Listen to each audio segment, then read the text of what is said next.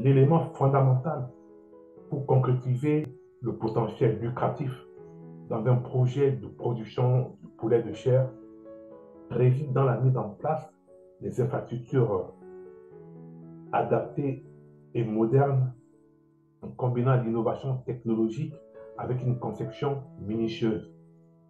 Vous devez intégrer dans votre projet tout le matériel dont vous avez besoin pour votre exploitation. J'ai déjà réalisé 3 épisodes dans ce projet. Les avez-vous déjà regardés? Sinon, je vous conseille d'aller les voir pour une meilleure compréhension de tout le projet, de toute la série. Dans ces 4 épisodes, découvrez la présentation de ces infrastructures qui repensent les normes de l'élevage avicole traditionnel et ouvrent la voie à une nouvelle ère de production avicole moderne et prospère.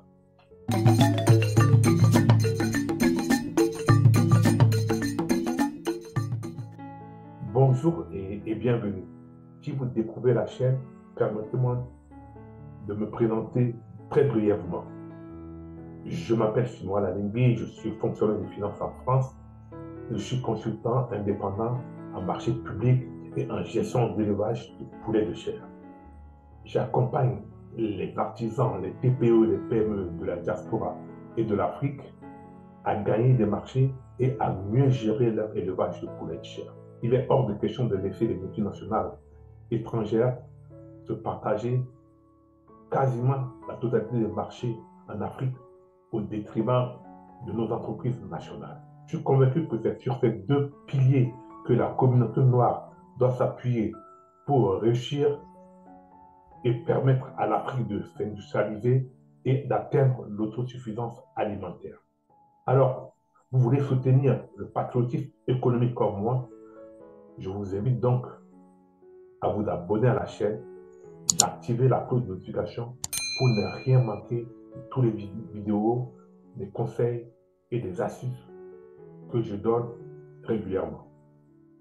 Attention, tout le long de la présentation de votre projet, vous ne devez pas perdre de vue que votre projet doit perdre aux partenaires, aux promoteurs et bien évidemment aux bailleurs qui vont vous soutenir lorsque vous allez les solliciter. Dans les infrastructures, les matériels que vous avez besoin pour votre production, bien évidemment, on va commencer par la construction. Dans les constructions, il y a le poulailler, les magasins, le logement du personnel qui sont logés sur place. Vous pouvez rajouter aussi dans votre projet un parking pour les visiteurs qui achètent au domaine, directement dans la ferme. Que vos constructions soient en béton, en bois ou en fer, vous devez intégrer dans votre projet leur coût de revient. Le poulailler peut comporter plusieurs bâtiments et doit respecter les normes de densité et le prévisionnel de votre production. Bien sûr, pour éviter les surprises lorsque le bâtiment il est petit et qu'il y a une grosse production, vous allez voir tout de suite qu'il y a un problème. Soyez minutieux dans la confection de votre poulailler. Au démarrage, entre le 1er et le 15e jour, la densité à respecter pour les poussins, vous devez avoir entre 30 et 40 sujets par mètre carré. On peut noter que la conception d'une poussinière n'est pas obligatoire. Le démarrage d'une bande peut se faire dans un seul bâtiment et progressivement l'agrandir. Cela dépend du schéma de votre production. Dans la phase adulte, vous devez avoir 10 poulets par mètre carré. Dans cette phase de production, de mise en place du poulailler, si vous obtenez un prêt pour construire des bâtiments, vous devez intégrer dans votre projet le coût prévisionnel qui couvre jusqu'à la fin du prêt, qui intègre la durée du prêt. Le magasin. Vous devez prévoir dans le magasin le stockage des aliments et de matériel de réserve. Évidemment, le coût de cette partie est intégré au projet, dans votre projet dans la construction, comme je l'ai rappelé. Le logement du personnel. Si le personnel doit habiter sur place, leur logement doit aussi intégrer l'effectif que vous prévoyez d'embaucher.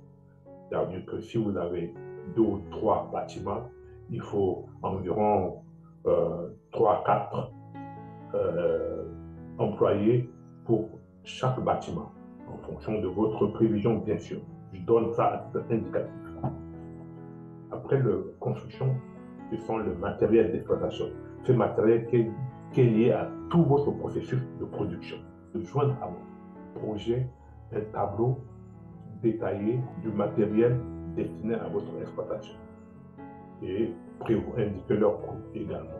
C'est un format de modèle de présentation de liste de matériel que je vous mets là pour vous servir un peu de modèle.